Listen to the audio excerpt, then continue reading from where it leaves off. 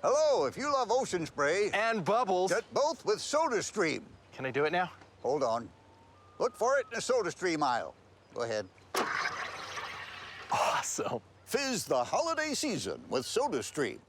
Welcome to TheWrap's Drinking with the Stars at the Toronto International Film Festival, presented by Sodastream. We are here with the team behind Tusk, including Kevin Smith, Justin Long, Haley Joel Osment, and Genesis Rodriguez. Guys, thanks for coming. Now, you're working with Michael Parks again in this movie, who is amazing in Red State, and he was fantastic again last night. But you also had Johnny Depp. Yeah. Playing Guy Lapointe. I'm sorry.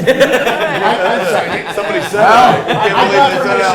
I got permission first. So Kevin, tell me, how did you wrangle one of the biggest movie stars in the world to be in this fairly low-budget film? It was Parks. Parks was the key. Like, I've known Mr. Depp for a number of years. Our kids grew up together and whatnot. And wonderful human being, but we work in two completely different stratas. So we would talk about the job or the business, but more about sharing war stories. Never about like, we should do something, man, because like, what would it? You should do something with Jay and Silent Bob. Like, it's, you know, you should stay where it's very popular and successful, not over here. So years later, man, like I wrote this flick.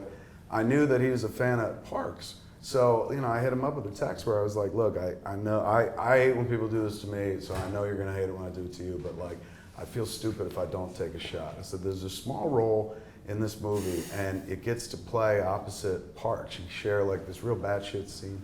And he texted me back right away going, I love Michael Parks. And I was like, he's in. So I sent him, I'd written a blog, and I said, here's the blog link.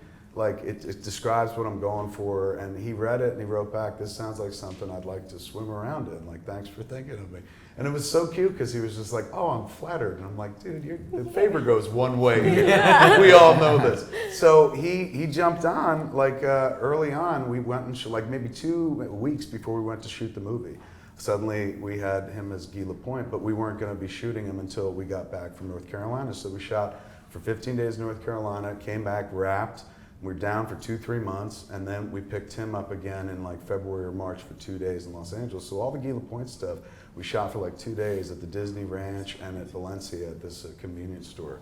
So he came on, man, and it's Parks. Parks was the bait. Parks was what made him, you know, jump in. I don't know how else to say it. It was the respect and love for Parks, and you could see it in that scene in the movie. They share one scene, and it's two actors like at the top of their game, chewing scenery like it's made of sugar, and it's unbelievable. And the scene is probably like, as an editor, I watch it and I'm like, man, I should have trimmed it down.